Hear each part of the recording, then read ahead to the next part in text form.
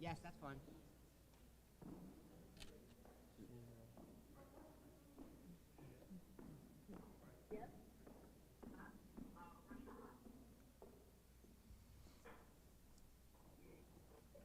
Gentleman in the back, are we good to go?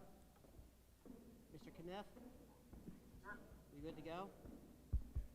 Those on the call, we went live on the live stream, so you should be able to see that. Okay.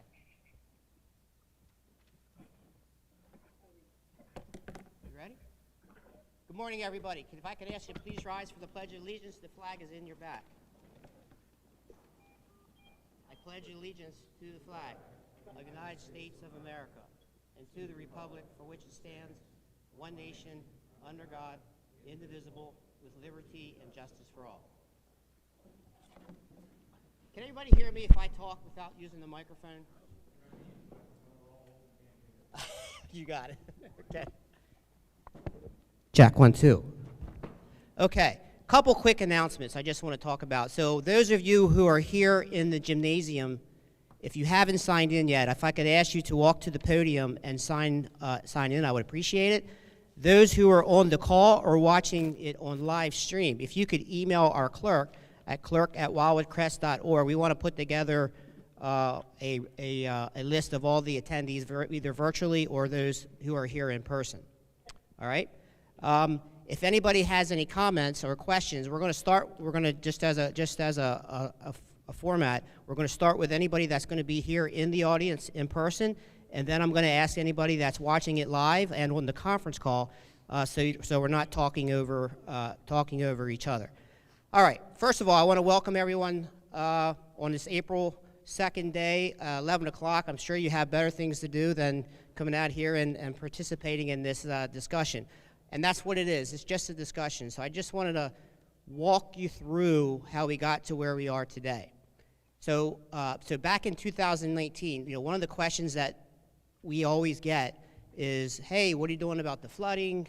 Can you do something? We've had more flooding than we've ever had, et cetera, et cetera. So we charged our engineer, Mark de Blasio, and his firm to put together a stormwater master plan. How are we going to address the nuisance flooding that takes place along the bayfront and in certain sections in the middle of our community and even in some areas along the ocean front?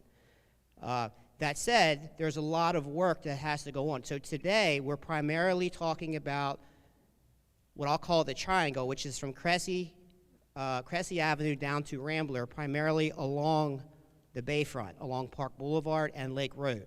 All right, and that also affects what happens as you move towards New Jersey Avenue, because we actually do get nuisance flooding along New Jersey Avenue as well.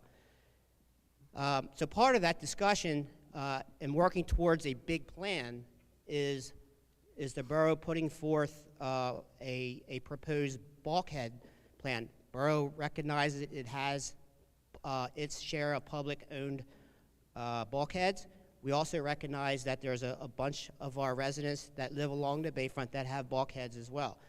Certainly, we can't have a higher bulkhead on the public side when the private property is lower. So we're working together with the plan in the future to say, okay, when is it that we'd like to have bulkheads raised? I can tell you that the Army Corps and the state is looking very closely at what all shore communities are doing in this regard. So we're trying to get ahead of that. There's a bunch of steps that Mr. de Blasio is going to get in here today.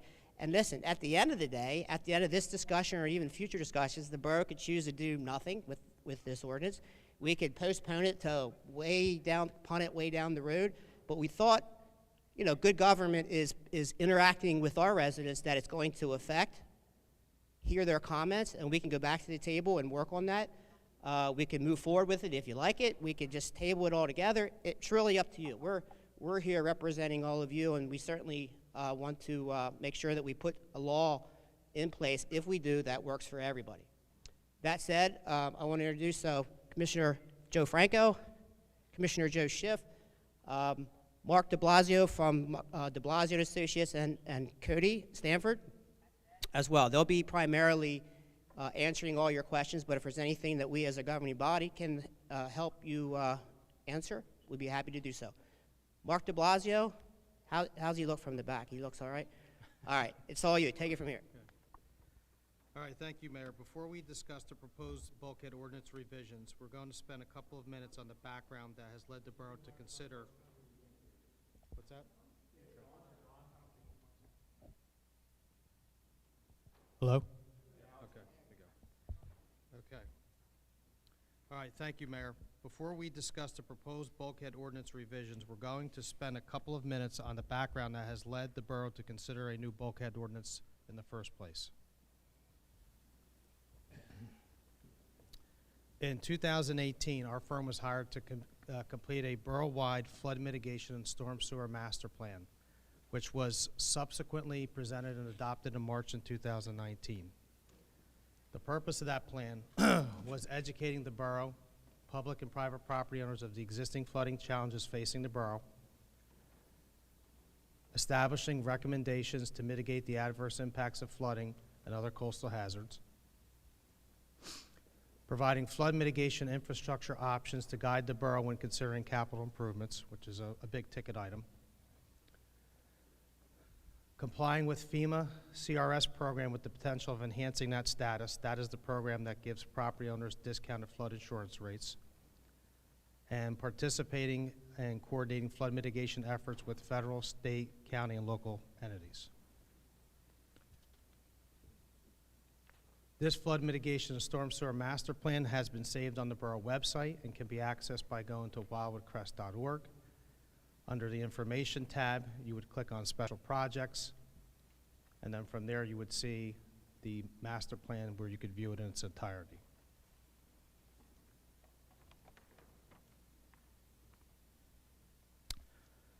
As part of developing the master plan, there were 3 areas of study that were utilized to derive the proposed changes to the bulkhead ordinance. The first item was coastal tidal data. We utilized over 6,600 tide gauge data points to analyze the impact of tidal flooding over the existing bulkhead and street pavement elevations. These data points were taken from 2000 to 2018, and they were segregated in the red box, primarily calling attention to the right-hand side that gave an indication of how many times that the tide breached a certain elevation. So by reading from that chart, the tide breached elevation 2 265 times a year. Over elevation 3 was 58. Over elevation 4 was 5.9. Over elevation 5 was 0.6. And over elevation 6 was 0.2. What that shows is the frequency that the tide rises in height, and therefore, if we had higher flood protection, you could see the decrease of how we would see flooding in our streets and properties.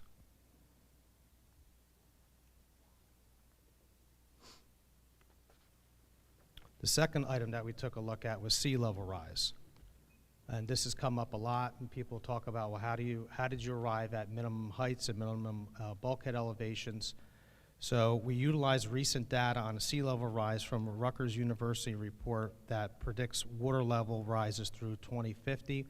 And if you look at the chart on the left-hand side under the column of 2050, all the way to the left, there's a low-end probability, a high-end probability, and a mid-range. So we used a moderate likely range where we projected a 1.4-foot sea level rise. That becomes pertinent because the borough's current ordinance is elevation 6.7 in the 88 datum, and by adding 1.4 feet, that gets us to close to 8, which is being proposed in this ordinance. The next slide is some photographs, and if you live in the area or are familiar with it, this would be you wouldn't be a stranger to seeing this. This is an actual photograph of tidal flooding on March 4th, 2019. The tide gauge on that day read elevation 3.4, and we have photographs of flooding which occurs primarily first through the inlets in the roadway and then secondarily through lower lying bulkheads.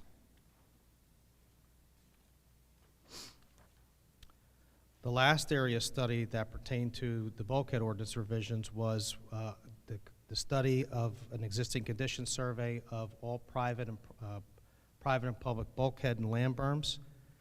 In January of 2019, we collected over 400 data points. This survey helped us determine what, if any, impacts raising the minimum bulkhead requirement would have on existing property owners. On the left-hand side, you'll see that the lowest data point that we collected was 2.1. The highest that we had was 8.35, and the average elevation of bulkheads and land berms was 5.5. When you look over to the right-hand side, when we sift through all that data, the blue columns on the right-hand side represent current bulkheads that actually meet the current ordinance, which again is 6.7. We're proposing to go to 8. So we have about 25% of current bulkheads that meet today's ordinance requirements. And if you look at the columns, the two blue columns all the way to the right, if we go to elevation 8, we're probably looking at bulkheads that the number of bulkheads that would conform to elevation 8 is probably going to be about 4. So interestingly enough, as we dove into the borough's bulkheads at the street ends, out of the 18 borough street end bulkheads, only 2 meet the current ordinance requirements of 6.7, and should the borough adopt the new ordinance going to 8, none of them would comply. So heading back over to the flood mitigation and storm sewer master plan, there were several recommendations that were made in that plan. Had a category of preventative, which is a non-structural type improvement. Out of the 4 recommendations we made under preventative, 1 was for the borough to adopt a new ordinance that requires bulkheads to be constructed at elevation 8, including a timeline. We had made that recommendation based on the analyzation of the 3 items that we had showed you prior, comparing bulkhead ordinances to other municipalities in Atlantic and Cape May County. And the borough also is a member of and collaborated with the New Jersey Coastal Coalition, and in collaborating with a whole bunch of communities up the coast of New Jersey, elevation 8 seemed to be the consensus for bulkhead height.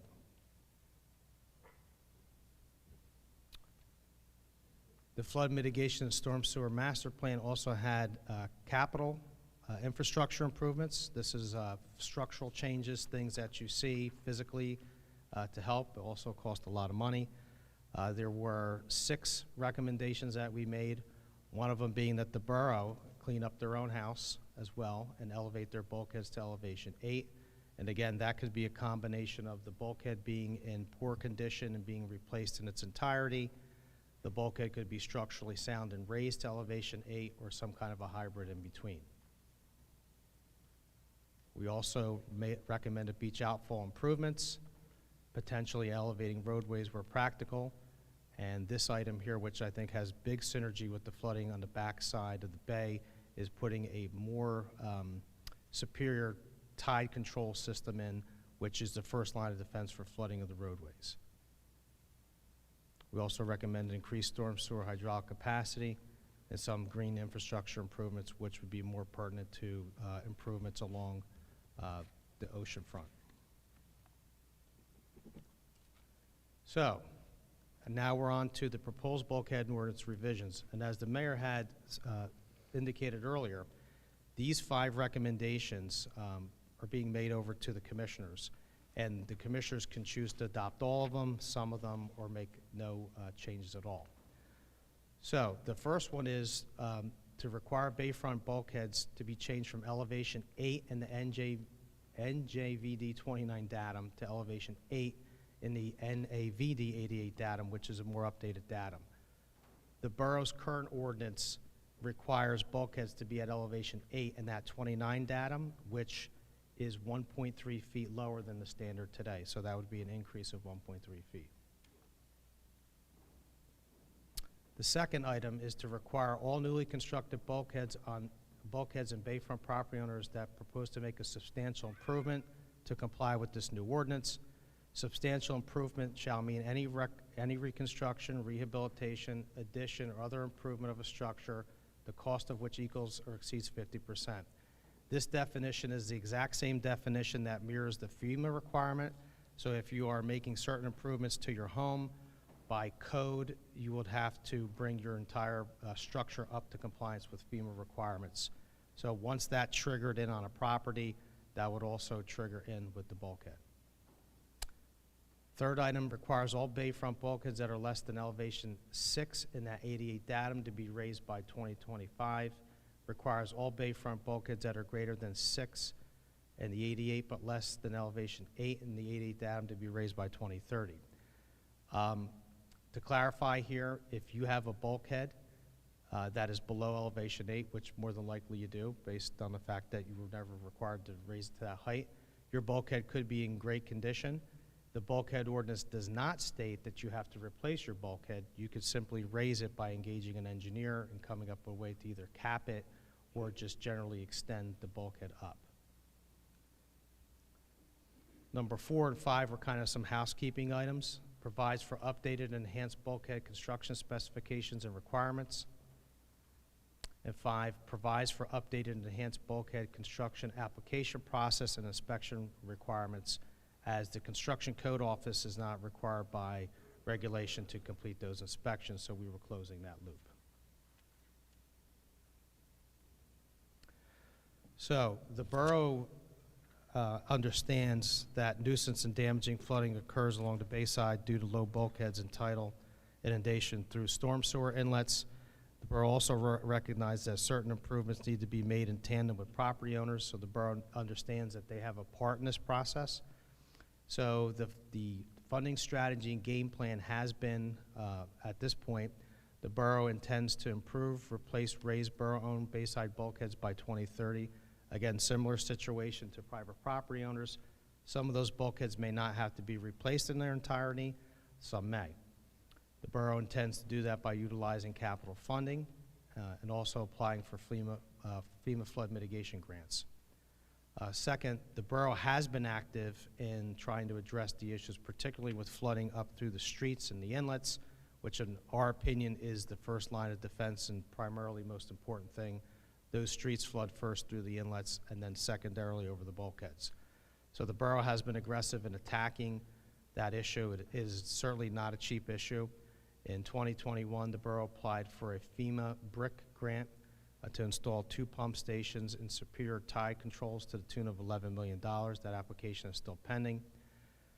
Similarly, in 2020, the borough applied for a FEMA grant for $5 million for 1 pump station, and I believe we were denied that request.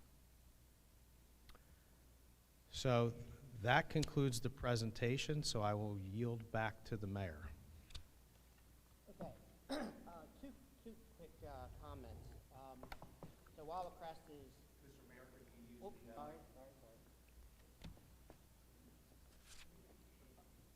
Two quick... Check. All right, here we go. 2 quick comments. One is, with respect to the comments and the questions for today, I'm going to need you to give your name and your address so that, for the record, 1. Keep it specific to the conversation that we're having today, because this is a special meeting of the governing body, and it's advertised as for this particular purpose as well. Correct me if I'm wrong, Trish, Connie, Ron, Mark. Did North Wildwood and Wildwood, I believe they already introduced their ordinance and passed it, right? So they have their ordinance passed. Wildwood Crest, we opted not to move forward on it until we had the opportunity to talk to all of you first. So there's, we want ours to mirror theirs as much as we can. Ours could be changed if necessary, but wanted to make sure that you had the opportunity to comment before we move forward, because you may have some things that we need to bring up. Yes? Wildwood did not, North Wildwood did. Okay. Wildwood did. All right. So it's not just one of my point is this is not just a Wildwood Crest topic, it's island-wide.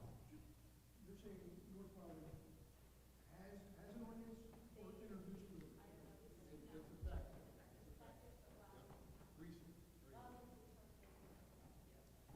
Yeah, and just to clarify and add to that, Mayor, we were involved in drafting an ordinance for all 3 municipalities that were very similar in nature, so there was synergy between the 3 towns. Okay, so those of you who are listening in or watching on the stream, if I could ask you to mute out and then when the time comes, I'll ask for comments and questions from you. But we're going to start with anybody here in the audience. Please give your name and address, and feel free to ask your question. If you don't mind using the podium, that'd be good.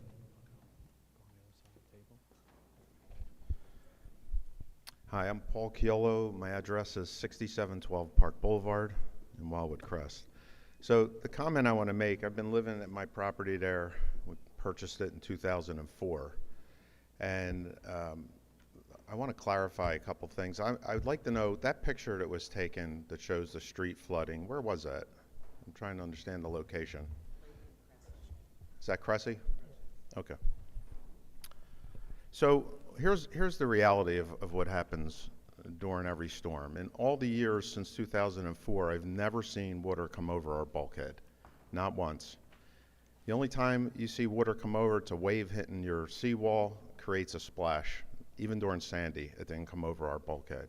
So the reality is, when there's a storm, living where I do, I don't go to the bay side of the house. I go to Park Boulevard because I know what's going to happen. The water comes up the street ends because they've always failed since as long as I've been there. The water comes up the street ends, makes a left and a right, then comes and then starts to infiltrate your property from the street side, not from the bay side.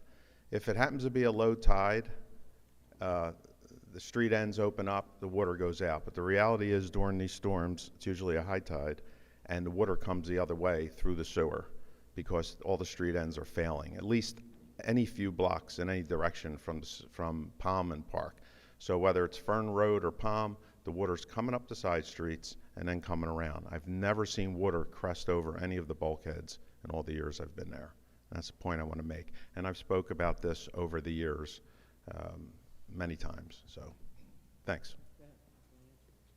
So I actually agree with that. I think the first line of defense is to stop the tide coming up through the inlets. I think that's the first line of defense. We have also video footage of water coming through certain bulkheads that are lower, not in that area, but near the Cressy Avenue area. So what happens is this is a two-pronged attack. The first attack, in my opinion, is to restrict the tide from coming up out of the inlets in the first place. Then the second part of it is to get your perimeter up as high as possible. If the borough was given millions of dollars to build pump stations, the value of that flooding protection, once the tide is closed off, is going to be the difference in elevation between the street and the lowest bulkhead elevation. So it's to all of our benefit to get those bulkhead elevations up. But I do agree, and I've been on the record with this with the borough, that the first significant impact is to stop the street flooding through the inlets. Secondarily, then, is to deal with getting your perimeter up. So my question then would be, if you raised and repaired or properly put in all the street ends, the borough street ends, what would happen after that? And why wouldn't you replace all the street ends to see how successful that is before you make all these homeowners spend incredible amounts of money and time raising their bulkheads when in fact it may not be necessary? When you say fix the street ends, you mean deal with the pump stations and things of that nature? Yeah.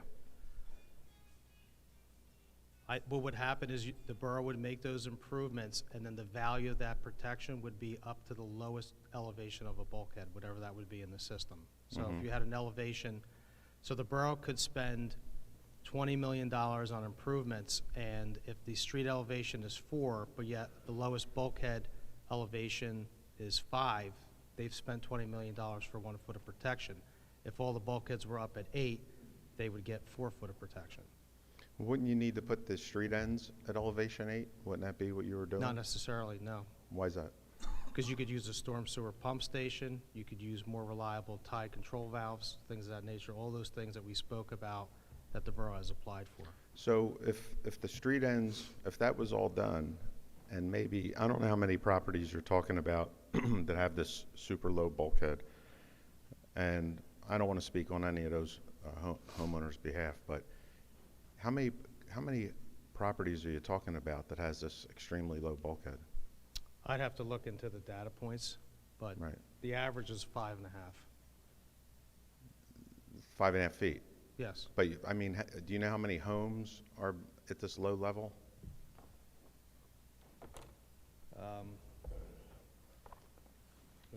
that if I'm right. I couldn't tell you exactly how many are Right. that low, but there are some pretty low. Some are in the 2 and 3 range. So my question would be, if the street ends were put in place properly and these extreme low bulkheads were fixed, would Correct. that not suffice? That would make a significant impact.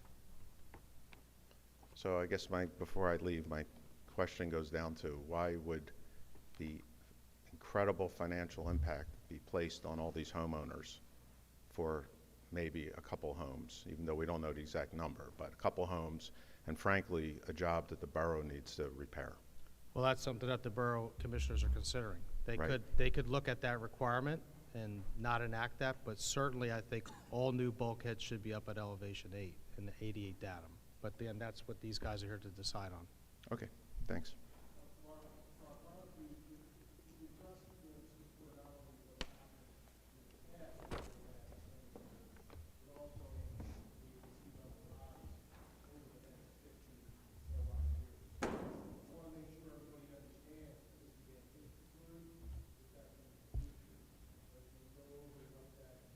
With all due respect, your anticipatory is 3 years from now. You're asking us to spend money. Then another 5 years after that, asking us to spend money. That's not very far into the future for retired people. So let's continue the conversation here. But yes, the sea level rise aspect of that was contained in the analysis. Let me go back to your comment. As I indicated, the bulkhead ordinance. The bulkhead ordinance is a draft. Okay, so draft, it's not anything in stone, so I don't want anyone to get, we're going to do it. It could be 2049. It doesn't matter. We're having an open discussion. There's nobody here saying this is what it's going to be, but we need a plan to work towards, and we want everyone to understand the intricacies of all of this. It's got the public street ends, you got siphon drain systems, you have outfall lines that go through the bulkheads that need to be widened. There's some areas that are not. You may think that they're direct ties, but they're not. So I don't want to get into over-engineering it here today, but just understand that there's nothing saying, to your point, that we're going to require private properties to spend anything in 2026, 2028, 2030. From my seat, and I'm sure I can speak, it could be pushed off as long as we want to, but we have to have a plan. This is a partnership with our private property to say, hey, what is it that we want to do? You understand, the borough is applying for grants. We're doing everything that we need to do to get us to the point where we can address the borough's bulkheads, where we can install the pump stations, where we can expand the piping that goes underneath the street that you can't see. None of us can see out to the bay. So there's a lot of moving and a lot of costs along those lines. But I think what Mark's saying, correct me if I'm wrong, is, hey, we can do all those things, but there's still going to be, we're still going to be that level of everybody, including the borough, needs to be at the 8 feet to I guess salvage the investment that everybody's preparing to make. Go ahead, Mr. Stampone. Joe Stampone. I reside at 6806 and 6808 Park Boulevard. I've owned that property for 35 years. Prior to that, I lived at my grandfather's house at 6302 Park Boulevard, resided there for 11 years. So I've spent the last 46 summers on the lake. I have never seen the water come over the bulkhead. It doesn't happen. I want to confirm what Paul Chiola had to indicate. I'm curious if, as part of the study, any of the residents were interviewed? No. No. Did the study include any information as to the economic impact on the residents? Because I replaced the bulkhead about, I think I'm in 7 or 8 years ago, north of $150,000. Now, I know you indicated if the bulkhead's in good condition, you may not have to do that. You may just be able to cap it. I hope everyone understands that that's going to require a permit from the state, and once you obtain that permit, you're then going to have to comply with their rules. So many of the existing docks would be lost. I had a beautiful dock When I redid my bulkhead, I'd lost it completely. Probably, I don't know what the square footage was, but it was very significant. I had a full court basketball court in my backyard, and now I barely have room for a picnic table and some chairs.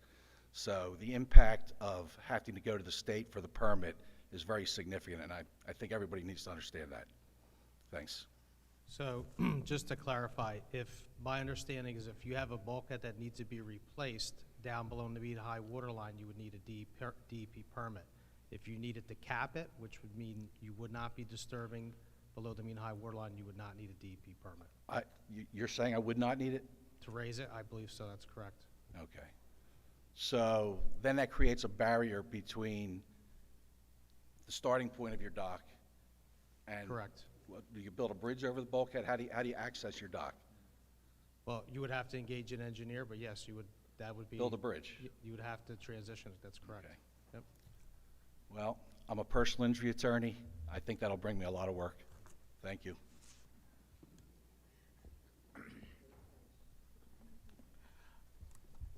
Charles Dombrowski, with my brother Vince Dombrowski. I live at 6700 Park Boulevard for the last 28 years. I agree that we don't have water coming over the bulkhead. I live at Fern Road, which in my opinion is one of the worst roads in Wildwood Crest. And the reason for the flooding that we have at Fern Road, and it's created flooding in my house, is the sewer system and the fact that rainwater combined with tides that don't allow the water to drain from the street creates a backup onto my home. That's the biggest issue that I think we have, and I think we have to address it. In a utopian world, I agree that sea level appears to be rising.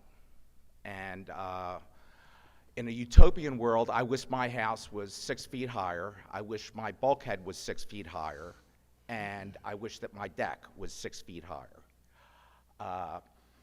And then I wouldn't have to deal with this. But we live in the real world, and in the real world, I would have the same concern that Joe mentioned, which is I'd have to build a bridge if I raised my bulkhead. And the bridge would have to go up and then back down to my deck. Or I'd have to raise the deck, which means getting all brand new pilings and all new decking, which would be onerous because my brother and I have spent a lot of money because of Hurricane Sandy. I agree that eventually we should put in our ordinances the objective to increase the bulkhead. You know, maybe when new bulkheads are required, you know, I can understand that you would want to raise the bulkhead. But to do it now, I think is onerous, incredibly onerous for somebody who, as I said, is retired. Who's going to pay for all this? Is it the intention that the borough would get involved with this? Would there be grants? Yeah, I just have all these thoughts in mind.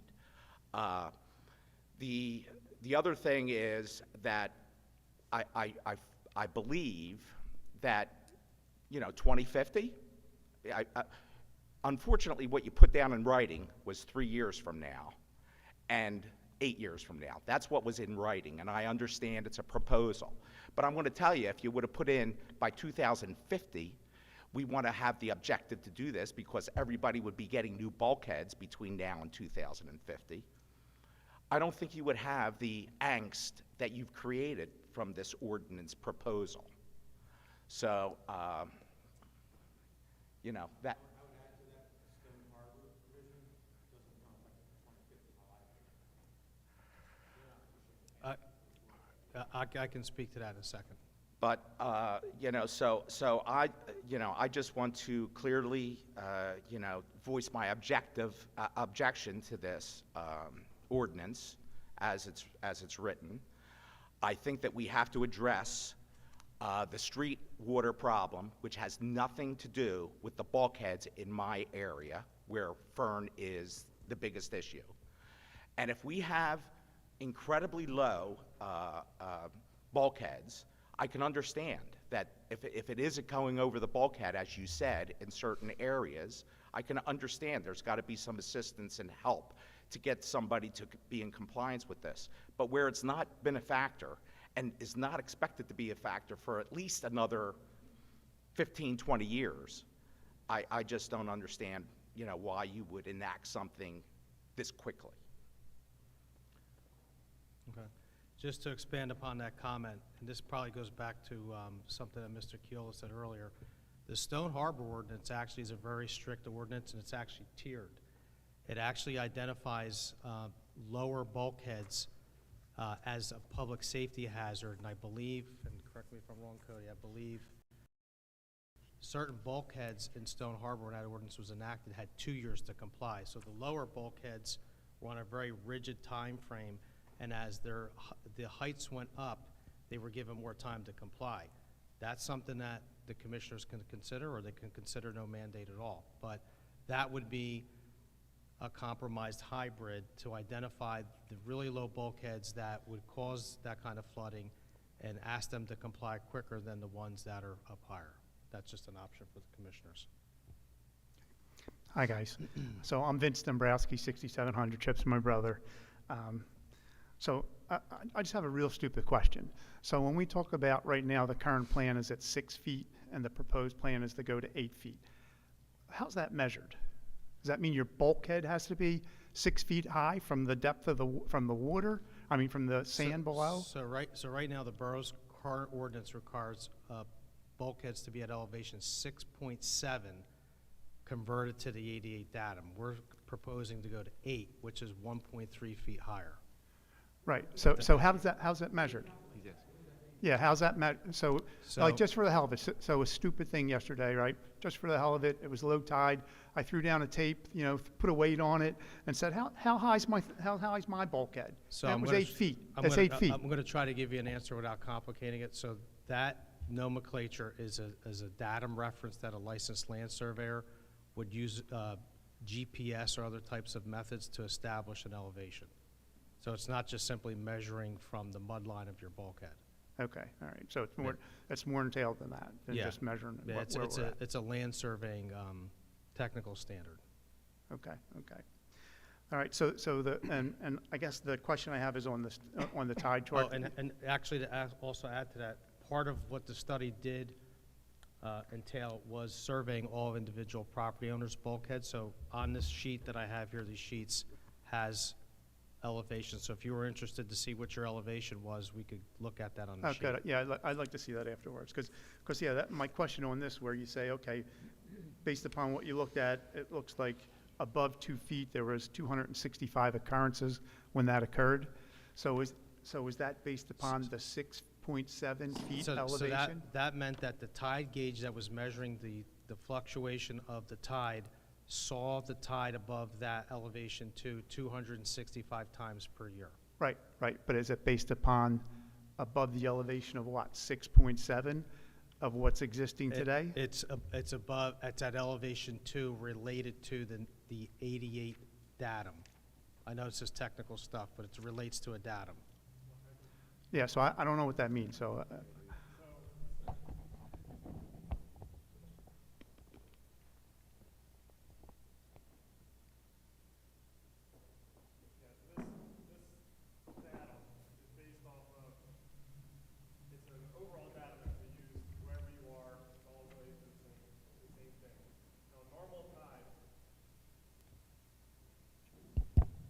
A normal tide, a midway tide is at elevation 0. So a midway tide goes up to, say, elevation 2, 2.5, back down to 0, and then back down to like -2, -3 on that datum. So that's a normal tide fluctuation. Now during storms and other stuff like that, it raises above that datum. And that's the slide you're looking at, how many times it's raised above that datum line of 2 to 3 to 4 to 5. And then like the storms on there, like for example, Superstorm Sandy was all the way up at elevation 6.7. So you're at elevation 6.7, and the new elevation of your bulkhead would be at 8. So there'd be a little more than a foot between the elevation of the bay during Sandy and your bulkhead. So you'd be protected. So So there's, it's all tied together. so this is really based upon your data of it going between 0 and 2, and in 259 cases or whatever this says, it was above the 2, is Correct. what you're saying. Which, so I can't equate that to anything. It just says, hey, it was high tide. It doesn't mean it went over the bulkhead. It doesn't mean it was over the 8-foot line, the 10-foot line, the 12-foot line. It was just over the norm of between 0 and 2. It was above the 2. Yeah, trying to link it to like it's a datum that's set and done by a surveyor of where that elevation is, but you can see on the map where your existing bulkhead is, and then you can relate to how many times the tide has been above that, or has never breached your bulkhead or been above it. So it's all tied together. Okay, Those all right, data and we'll points. be able to look at that after the meeting. Yep, that's right. All right, thanks. Hi. Pam Gentek, 5910 Park Boulevard. I've been in my house 7 years. My parents were there 55 before me. It's never come over the bulkhead. Even in Sandy, it never came over the bulkhead. I believe Astor Road was one of the last street ends that was redone by the borough, which has been absolutely amazing. It's alleviated a lot of the flooding. However, when the tide comes up and the flap closes, it comes up through the storm drains. And that's why when that flap opens, it comes out like a bathtub. Out it goes because the flap has opened. But I do have a video after the meeting I'd like to show you where your bulkhead meets my bulkhead. It seeps through the sand and the concrete. So it floods the street where our two bulkheads meet. I can show you that. My question also is, what is the elevation of Sunset Lake? So in other words, if Dee's Dock or the people in Fern Road build a 30-foot bulkhead, is it not going to come over Sunset Lake? What is the elevation of Sunset So Lake? the current elevations of Sunset Lake actually conform to the current ordinance, which is about 6.8, 6.6, 6.7, 6.9.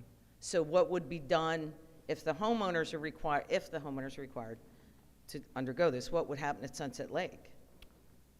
So that would be a determination for the commissioners, but that raising would be about 1.2 feet. So there's a couple ways that could be done, either with earth fill, or the borough could elect to do some other things. I don't want to step on the toes of the But mayor. agreed that that would be a huge capital project, correct? I mean, that would be. All of it would be. Right, Even right, if you- obviously, but I mean, the homeowners wouldn't be required without the borough being required down at Sunset Lake. Yeah, I can Right. tell you, just a quick comment, if I may. All right, so the Army Corps, my understanding is that they are also working, again, this is a federal program, on their own program for the Bayside. And some of the initial meetings that I was involved in, I could, you're not gonna like it, and we're not gonna like it, what's gonna do at Sunset Lake. But in essence, their plan would be to build a wall up where you would have no view of the lakefront whatsoever. So, that's at the Army Corps Fed level. I know they're working on that. I know that they have preliminary plans already drafted. They're probably gonna address it right after the dune program that they're working on the beach side. My guess is they're gonna probably jump and expedite and move more faster on the bayfront side. So part of what we're talking about here today is to put a plan in place of how we're, as a community and as an island, going to address it so that we have an ability to say, hey, thanks for the comments and thanks for that, but we already have our own, which we're trying to protect our own municipality. So sorry to interrupt, Pam, but that's No, that's fine. yeah. So, Yeah, okay, so Connie, our administrator, just indicated, so that plan is on FEMA's website now, 280 some page report. so I guess my last comment would be, if the storm sewer drains, if that issue is fixed, maybe I could see this, but until the storm sewer drains are fixed, in 72 years, it's never come over the bulkhead, but it comes right up through the drain, so I'm not sure, I'm just not sure where this is going. Until you're gonna control the tides or whatever it was that we're gonna do, I'm not sure where this is going, because that's the biggest problem, is it coming up through the drains. Okay. If I could just take a quick comment. So I'm hearing a lot of the same comments, which is all good. If the borough were to lay out a plan that pushes the, not the borough's bulkheads, I'm talking about the borough's bulkheads, but if we address the widening, making the capacity larger to get the water out to the bay and having more direct ties so the water isn't percolating out of one drain going down the road trying to get to the main tie-in. If we were to address that, the pumping stations and the tide flex valves, maybe even the height of the borough's bulkhead, and then perhaps punt the bulkhead as far down the road as we can. Remember, FEMA, Mark, correct me if I'm wrong, FEMA 2050 is when they're asking for. Yeah, as part of the CRS ranking, they want to see that you're designing and addressing things to anticipate sea level rise, and 2050 is a marker. Okay. So did I hear a consensus on it? So the reason I'm saying, one of the reasons why we wanted to talk about this is because as we have the opportunity for grants, that we're trying to go after as much money as we can at the federal and the state level to address the stormwater issues that we're seeing here today. So I guess my thought process would be unofficially, without officially speaking to our governing body and as we work through this ordinance, perhaps our plan is to address the things that we can through grants as fast as we can, i.e. pump stations, i.e. the direct connections going down the street. Because remember, it's not just Park and Lake that drains to the bay, right? It's all of New Jersey Avenue, I think even parts of Seaview, that work its way over to the bay. So it's a complicated mess, but that's all based on the infrastructure when the borough was first founded back in 1910. So we're dealing with infrastructure that has been piped the way that it has been to keep costs down way back when. So we're dealing with sea level rise, we're dealing with today's time, so we're trying to figure out the best way to tackle that plan. Because honestly, we want to make sure that we put in a plan, because once we're addressing the triangle, we have to also address the Seaview Avenue and some of the oceanfront areas as well. So does that sound like a plan for the borough? I just want to make sure that unofficially, is that what I'm hearing? Hold off on the private part of it? No problem. As I said, this is an ongoing, this is engaging in dialogue. We just want to make, what we don't want to have is someone, you're all here today, which is great. There's probably people that aren't here. They're going to say, there's not a year or a meeting that goes by at times where someone comes and complains about the flooding in that triangle. So our job is to put together a plan. This plan's been we've been talking about this since 2019. We spent, money to have Mark's firm survey all the private bulkheads and look at all this. One of the things that I know that I personally don't support is you may see it, is raising the streets. You raise the streets, now you've got elevation issues to your driveways and so forth, accessing it. So I think that's, there's probably things that we need to do. And 2050, listen, I'll be dead and gone by then anyway, so at the end of the day, I think that, I think what I'm hearing is to punt the raising of the bulkheads down the road as far as we can, maybe even past 2030. Go ahead. Sure.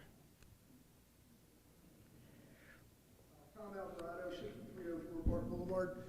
I think raising our bulkheads is one of the main concerns to me and maybe some of the other homeowners, is how it's going to change this aesthetics of our yards. I mean, it'll literally change our backyards. Right now, we've got beautiful backyards. If we've got to raise our bulkhead and put bridges over to get to our piers, floats, it'll devalue our bayfront property. And that's my concern. Okay. Thank you. I agree. I think you summed it up. What we all, most of this one, we see it more as the pumping stations that, like, we live on Fern. That seems to be the work, but it's growing. It's going down. I mean, and the people that live there, a while have seen that it's gotten worse. And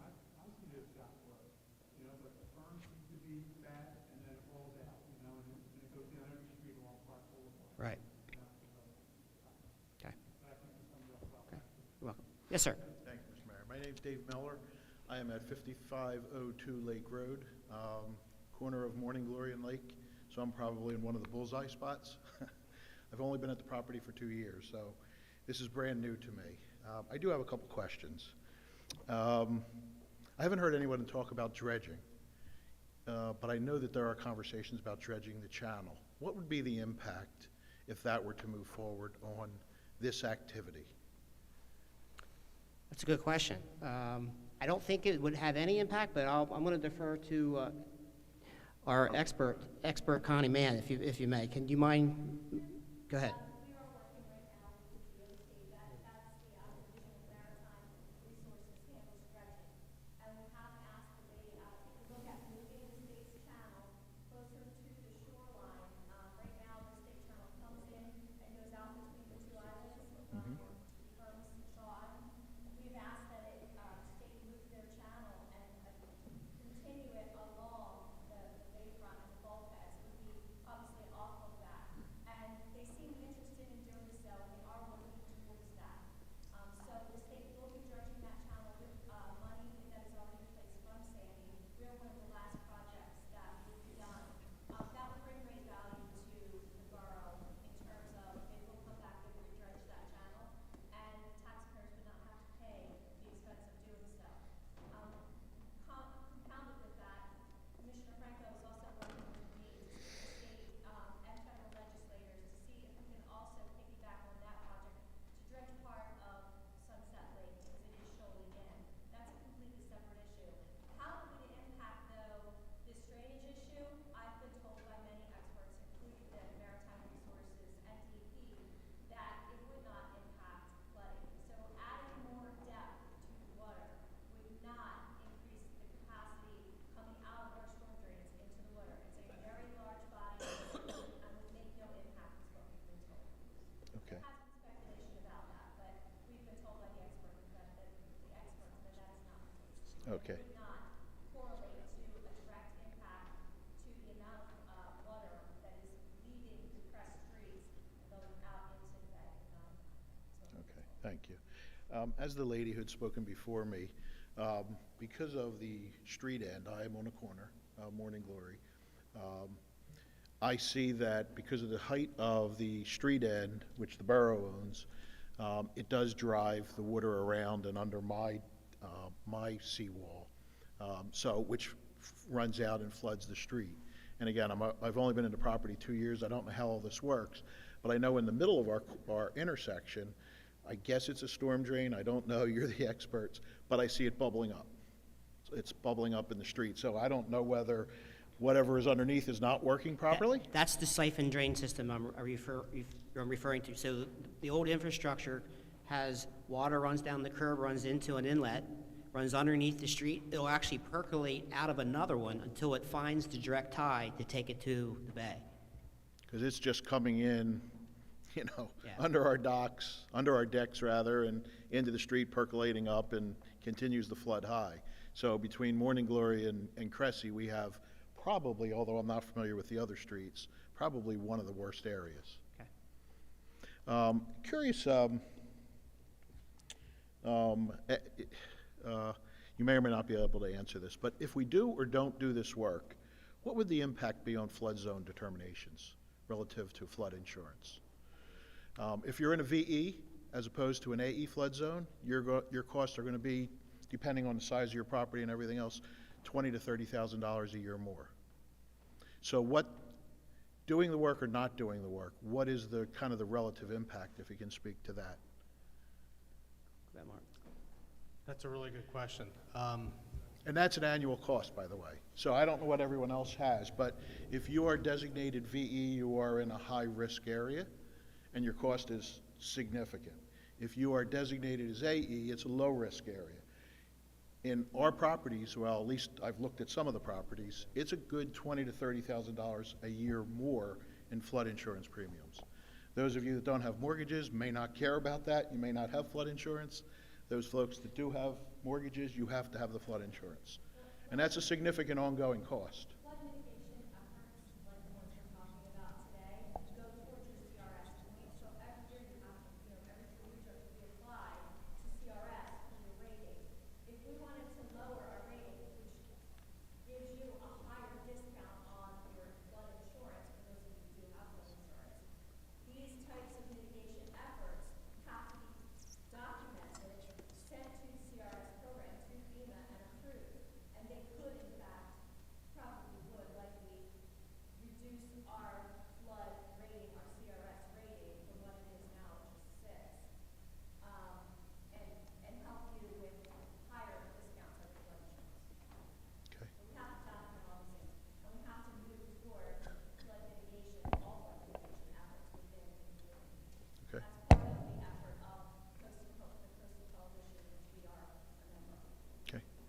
Thank you. You're welcome. Just to confirm for those who are watching live and to hear that, bottom line is any of the steps that we're talking about here today, if we do any of that, could in fact put the borough in a position to have lower flood insurance premiums.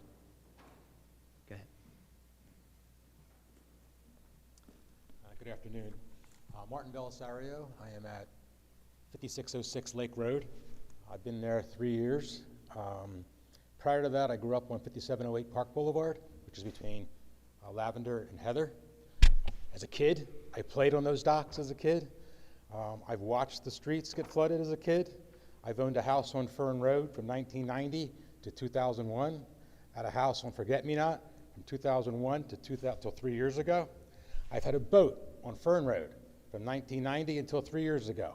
I've watched all of this from a little kid.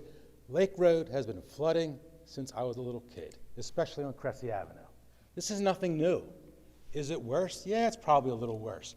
But over a period of almost 45 years, it has not gotten that much worse from when I was a kid. And you are overreacting by saying something's got to be done 3 or 4 years from now, when I've watched 45 years of change not really impact things.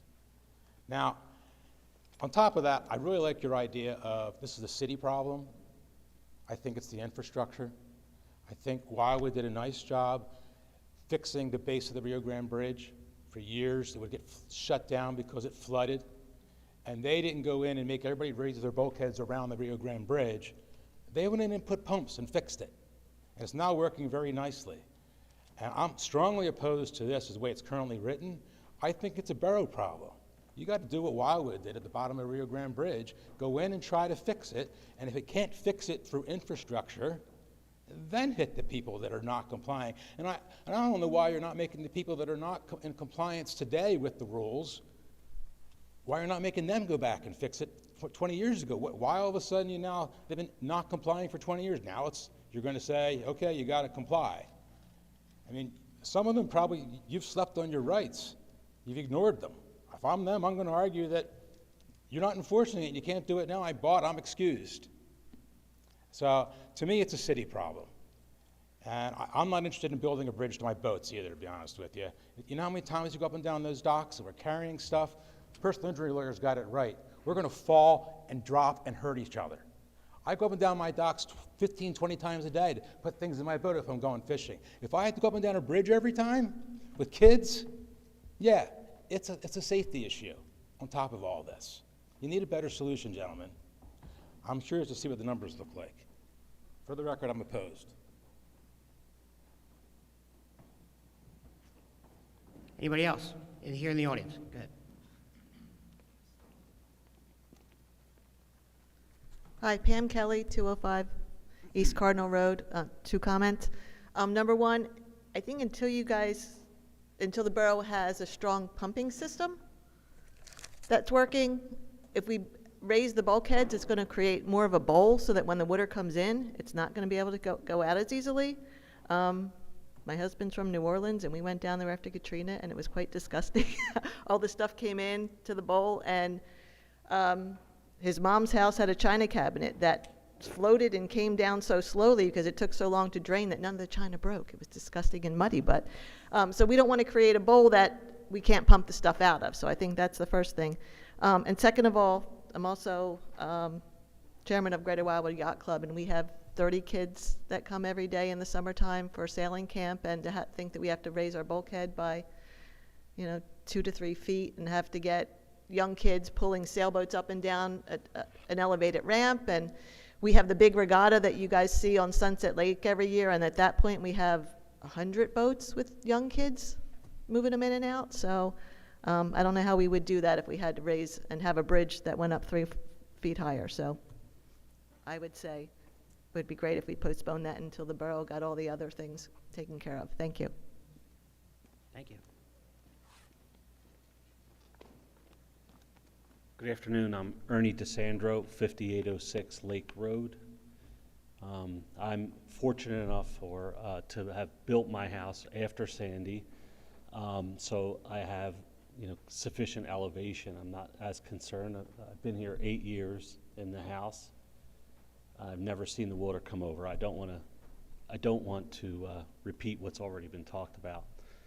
But I'm concerned as we're talking about nuisance flooding, and I don't want to just kick down the road. I built this house not for just me, for my family, for generations.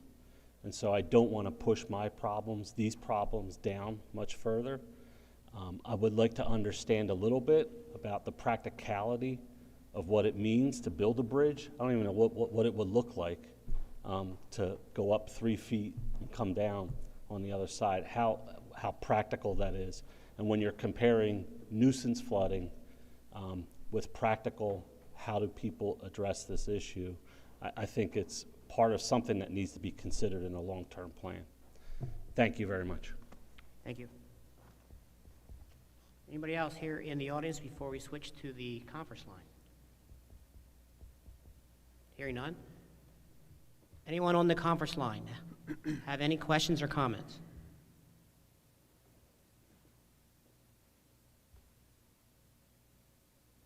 Do you have a question? Go ahead. Name and address, please.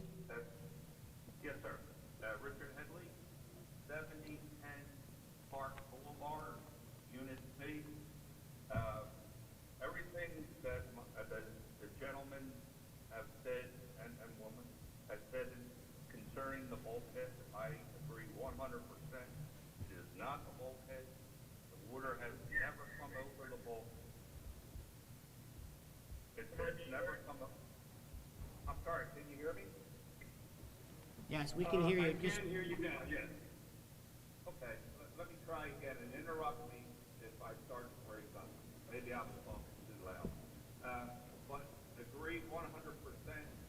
Water, I've been there for 12 years, never has come over the bulkhead. I agree that you can watch the water come up through the sewer pipes. That, my opinion, is the big problem.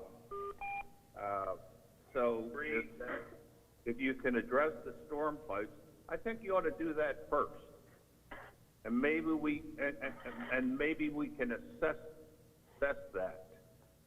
Currently, now I know it varies as you go down Park Boulevard, but in front of my unit, the worst the street flooded was maybe, I'm going to say a foot, roughly, very roughly. I think we ought to consider raising the street somewhat, and if you're putting in new sewer pipes, maybe that's the time to do it. But I'm just adding to that because, my house or unit is 4 feet above the bulkheads. Our house is never going to flood, I don't think. It would have to come up 4 feet. So maybe a combination of the pumps, the sewer drains, and maybe leveling off for the street. There are low spots, and they get it worse than other areas. And I do want to reiterate that the water does come down from New Jersey Ave. New Jersey appears to been raised over the years, but it just transfers the problem down to Park. And, I think it's kind of unfair to put the onus on the private residents to raise their bulkhead. I think anybody who has been here for a while had to have work done to their bulkhead, put new decks in. Very, very expensive. And we're looking at a significant cost to readjust our decks. New pilings, bridges, whatever. You're talking hundreds of thousands of dollars. The last thing I want to say is, from a practical standpoint, I fully understand the problem, but there may be better ways of doing it.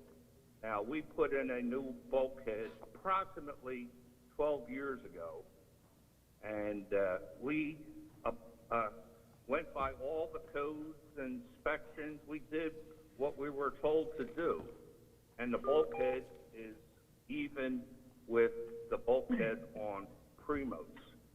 So, in most cases, if a code changes, you're grandfathered in. And I haven't heard anything about a grandfather, but my alternate proposal would be when and if you're going to repair your bulkhead or put a new deck in, that would be the time to comply with the new ordinance. I know my deck will probably have to be repaired or new deck in about 15 years. And that would be the time to do it. And I would, comply with the new code. So I hope you take this into consideration. That's all I have. Thank you. Thank you.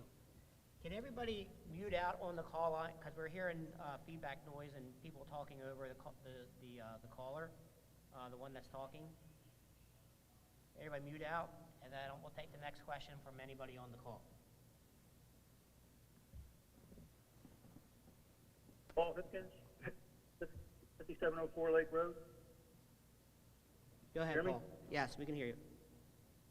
Yeah, I'm just trying to figure out how high I am now compared to your 8 feet.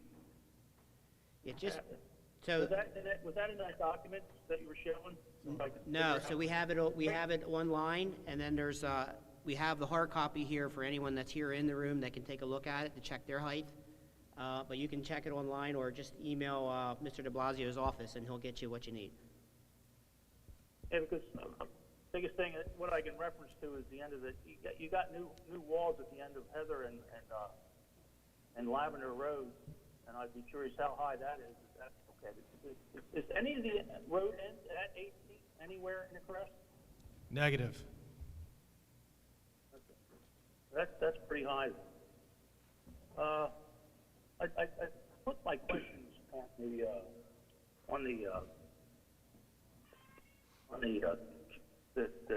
talks that's alongside on the right on the web page, but okay. So the other question I had, and I think you answered it, but I missed it. Basically, the grant runs that lake. How high is that? Is that at 8 feet? That area ranges from 6.6 to elevation 7. So all that grass would have to get raised all along there, right? Correct.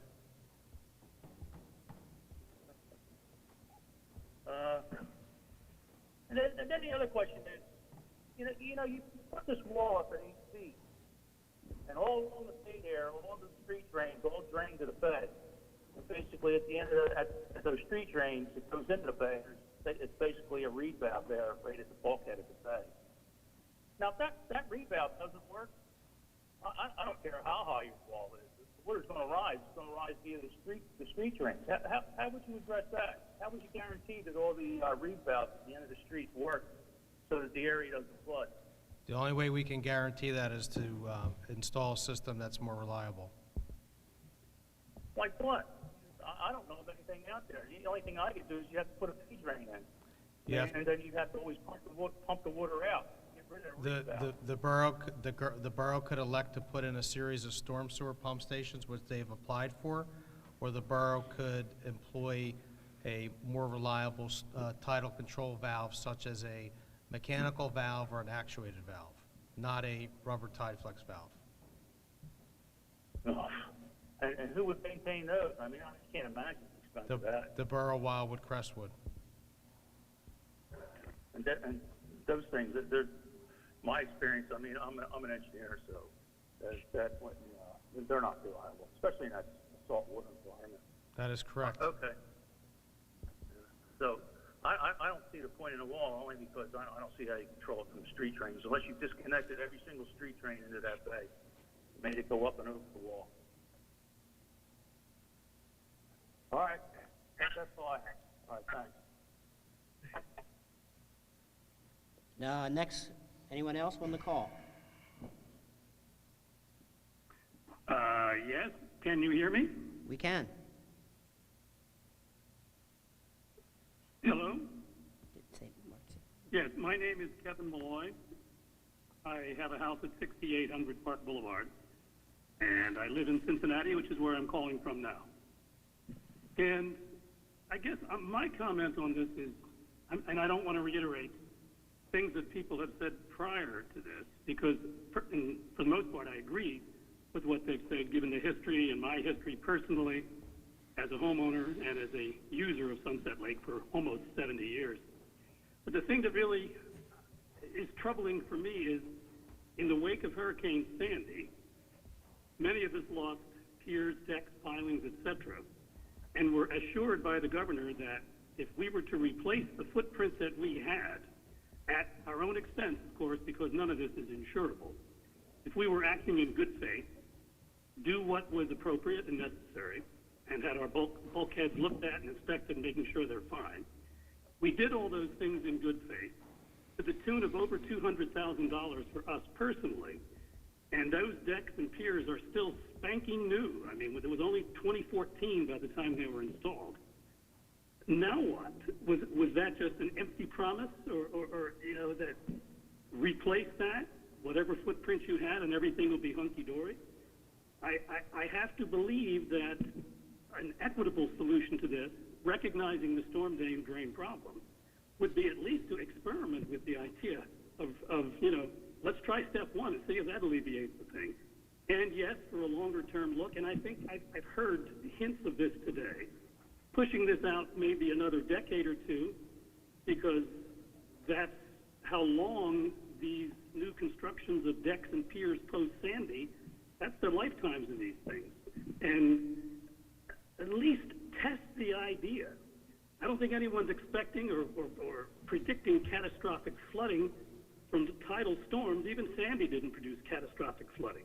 So anyway, I would just say that my position would be, respect those who did the work post-Sandy out of pocket to make the Crest a great-looking place. And yes, it was their own private properties, uninsured, of course, because you can't insure decks and piers. But let's move this out in time to see how the reality unfolds, and to just see how much there is of a need to take these, what I would consider almost monumental steps, and possibly even catastrophic, aesthetically catastrophic steps, to change the look and feel and usability of one's property. I'll end it on that point. Okay, thank you. Anybody else on the conference line? Hello? Yes, go ahead. Yes, it's Nancy Agnes at 5405 Lake Road. I've been listening to everything, and I just wanted to reiterate, a couple people have said they have not ever seen the bulkheads breached. I have, in a major flooding situation, when the bulkhead is too low.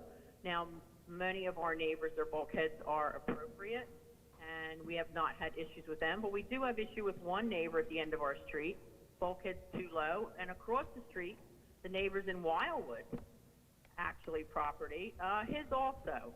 So when we have a major storm, which thank heavens we haven't had one for a while, it goes over the bulkhead and it fills up our street like we are a punch bowl. So, you know, just to address that, it does breach the bulkhead if it's too low. Okay, thank you, Nancy. Okay, thanks.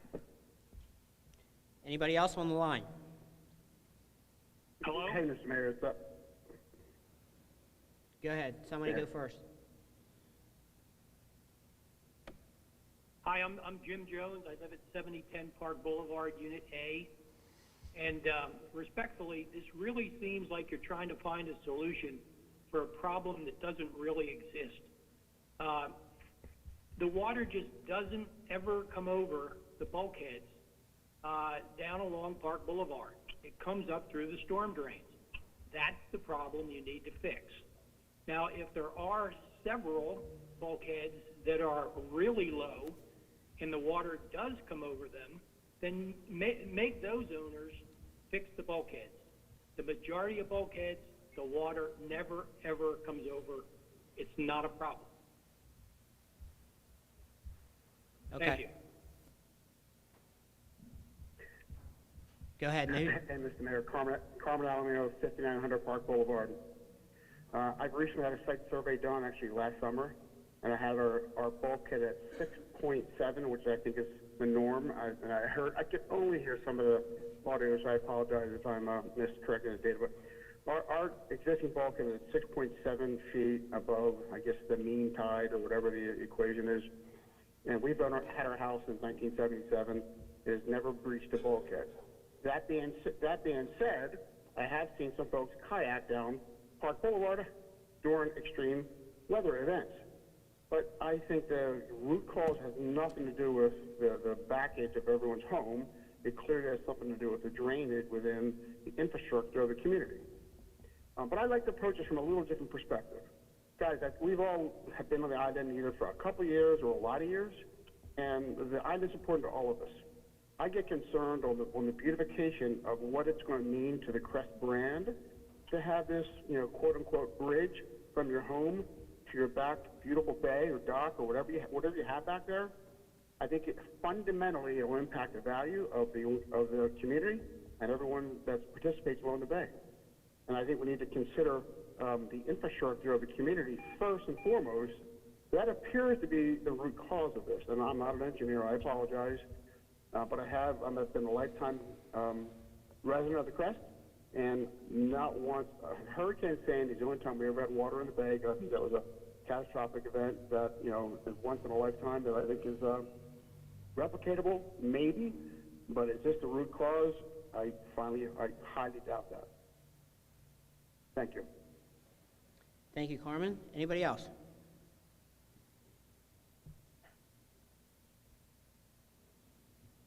Going once? Going? It's Paul Hipkins again at 57 Lake Road. I just have one comment. The highest tide ever recorded in the area was, I'm looking at that, is January 23rd, 2016. It was at 9.36 feet. I'm not sure what that's reference to, but that's how high it is. Does anybody recall the borough and how much underwater it was at that time and how it affected the bulkhead? And did it go over a lot of people's bulkheads? I mean, I don't know. 8 feet seems extraordinary. It seems like you're requesting something that's, I don't know, it's not realistic.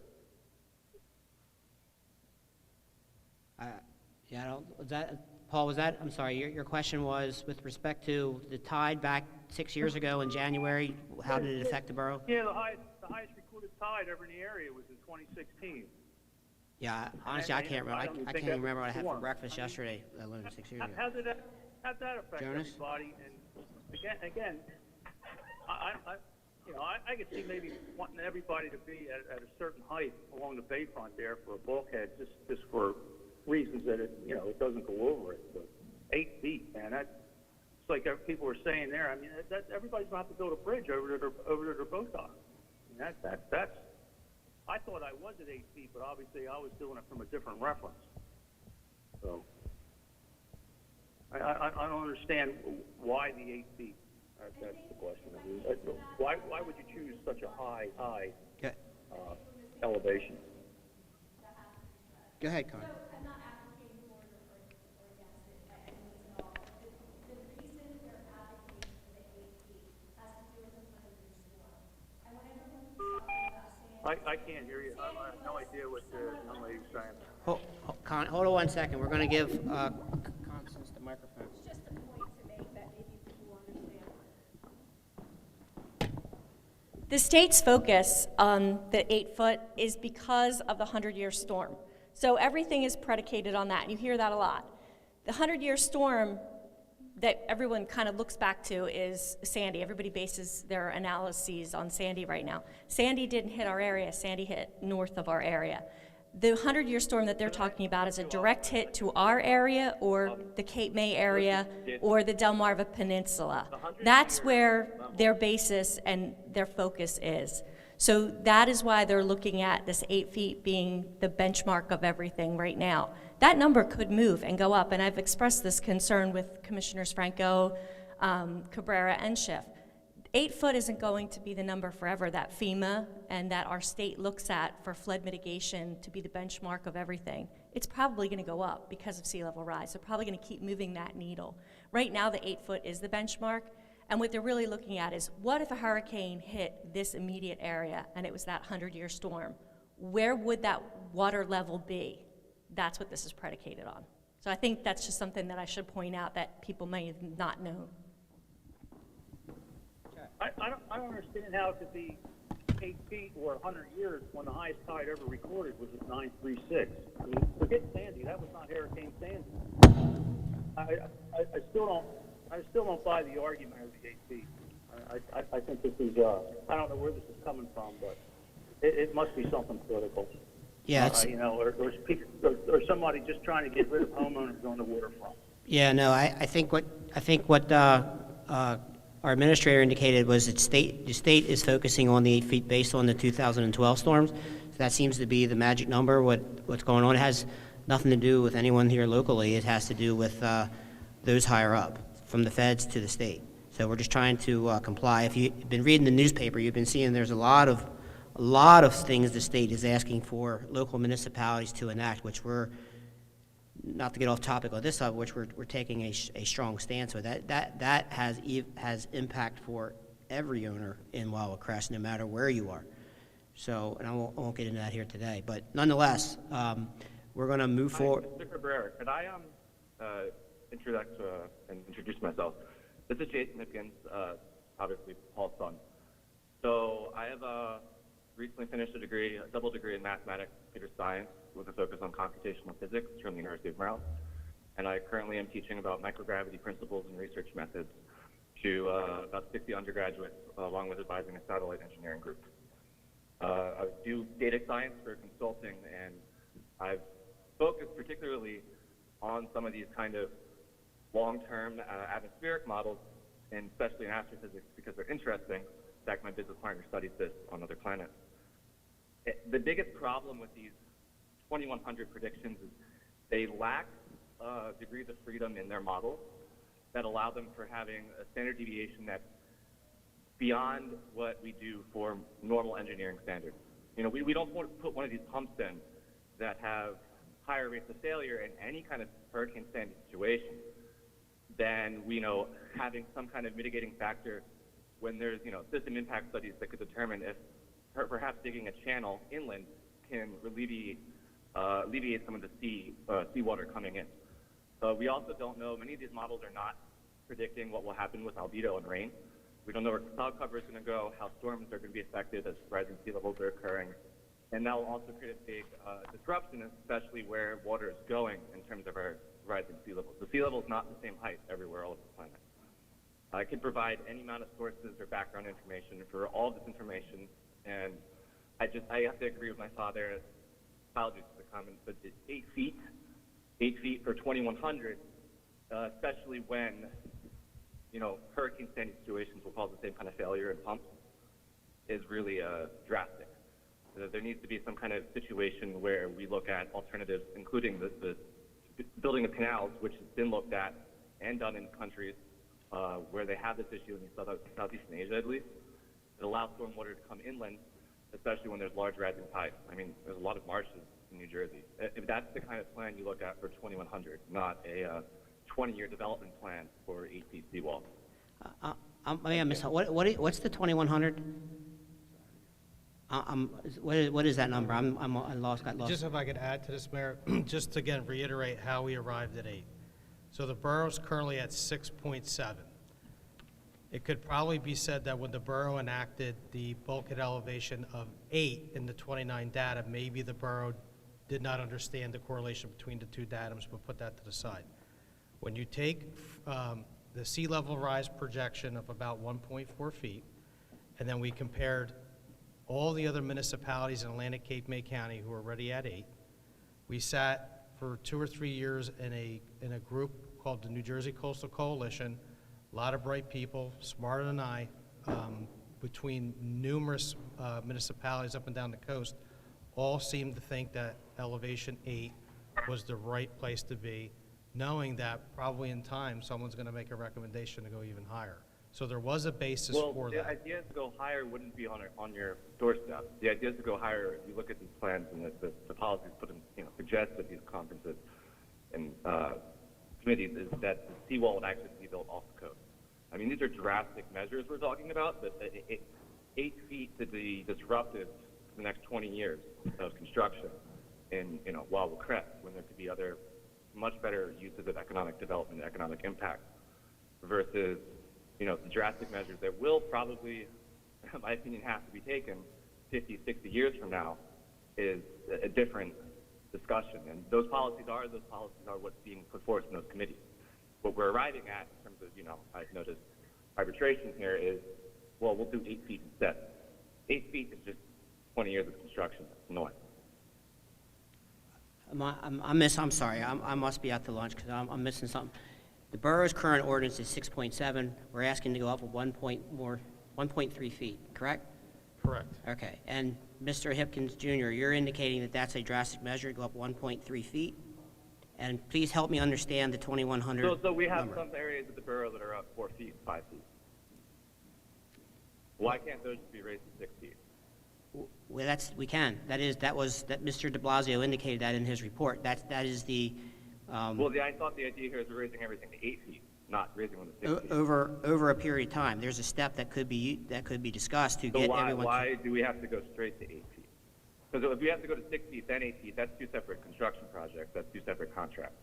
No, I think what we're suggesting is phasing in a period to that, even if you're at 6.7 to get to the 8, and if you're below 6.7, that perhaps gets done earlier to get to the 8 feet than getting to the 6.7. So certainly the borough can consider what I would call the Stone Harbor Ordinance model, which is a tiered schedule. So the lower you are, the quicker you have to bring your bulkhead up. That is something that the commissioners could consider. The commissioners could consider nothing.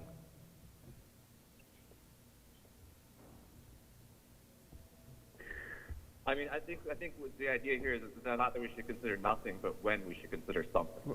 And Exactly. now is the right time to consider something to do. We're looking at 20 years of disruption to the community.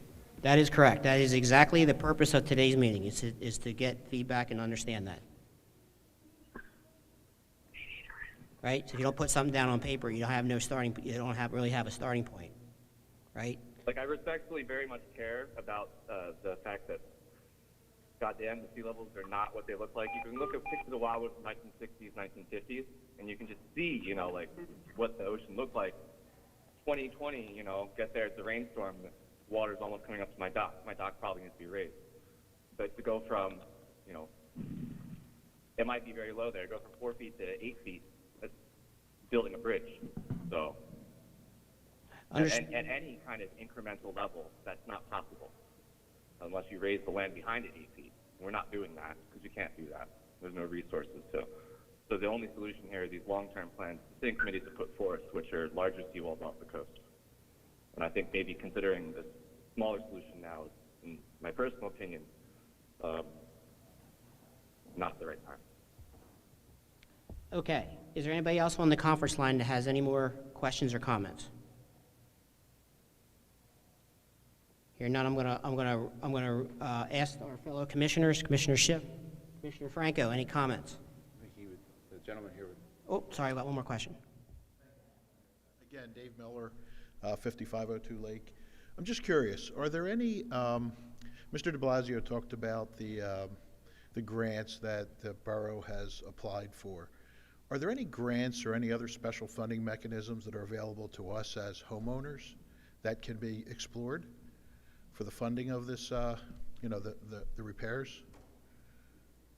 Okay, I'm gonna field that one. I'm gonna field that one. I believe there is. And how would we go about learning about those? Probably we would need to get you some more information on that. The borough has a grant consultant who has successfully worked in applying with FEMA to help private property owners with bulkheading.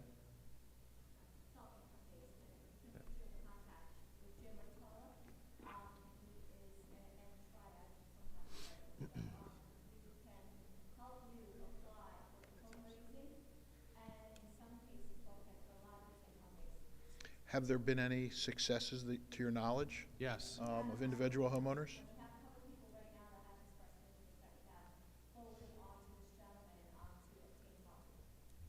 So,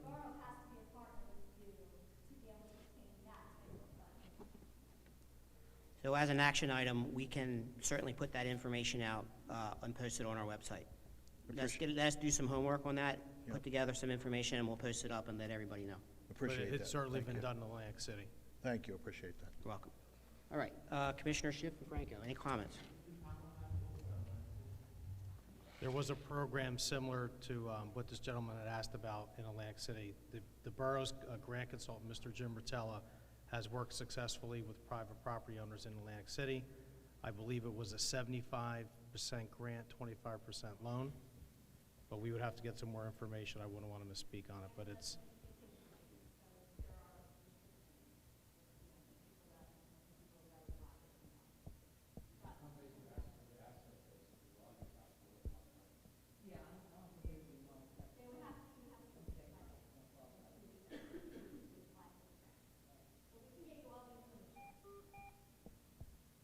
Okay. We're going to end all public comment. Commissioners Franco and Schiff. I'd just like to add, we understand it's a heavy ask, what you're doing, to protect your property and to protect our property. The governing body is willing to work with everyone here to get feedback, have open dialogue, such as today. So moving forward, we will be open to every possibility to have these discussions. I know I've walked a handful of properties myself, and I've visited a lot of people and returned a lot of emails, phone calls, and our door's open for this conversation. So it's not, this is obviously not set in stone, but the more feedback, the better. And I think today was a great benchmark to get your feedback, because obviously it's a heavy ask. So we're very open to the suggestions of you folks. So thank you for coming today. Okay. I think we're all on the same page as commissioners to review this and come up with some sort of solution. And I'd like to just reiterate the same things we're all saying. I know it's a burden, and we want to do the best we can for everybody in our town, in our borough. And I'd like to thank everybody for being here and participating also. But we are open for comments and suggestions and anything that we could do to kind of get this package together the right way, equitably and fair for all. Thank you. All right, and I'm going to do my level best to summarize one last time, so you can all take this home and tell your friends and family and neighbors and anybody watching live. You can spread the word throughout the community. Here's where I believe the governing body needs to focus its attention. Number one, regarding the bulkhead ordinance, push the compliance date out as long as we can, as close to maybe past 2040 or to 50, somewhere in that neighborhood, as long as we can before the FEMA requirements, because there is a process, right? It's going to take a couple years or two to get the process. If you're going to actually do it, by the time you get the state involved and so forth, you're going to need to have some time to do that. So I don't think 2050 is obviously the answer. It's going to have to be somewhere to allow due diligence and time between, I'll say, 2040 to 50. Number one. Number two, the borough should look at pump stations. In Mr. de Blasio's report, his master plan report, he indicated should be two along in that triangle area.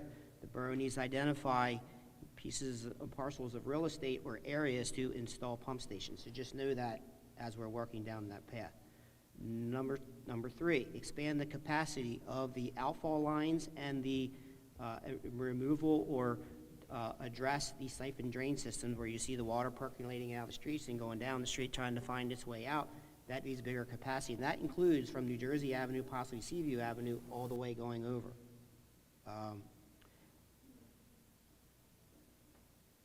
Pump stations, expand the capacity. Outfall lines through the bulkhead, so the borough, if a borough is to, if we're going to add make the capacity larger to get the water out faster, that means that what you currently see as the tide flex valves need to be replaced with modern day technology, so perhaps we can get that water out. But I think, Mark, correct me if I'm wrong, that process really only works if we have the pump stations to help force that water through, or can it be done without the pump station? It can be done with a more reliable valve system. Okay. As well. Yep. All right. Having said all that, did I miss anything? Thumbs up if everyone thinks that's the game plan. All right, governing body, we know what we need to do. Engineering, administration, we're good to go. Those watching live, thank you. Those who came in person, we appreciate your time on this Saturday morning, now afternoon. Have a great day and have a great Easter, everybody. Thanks for coming out.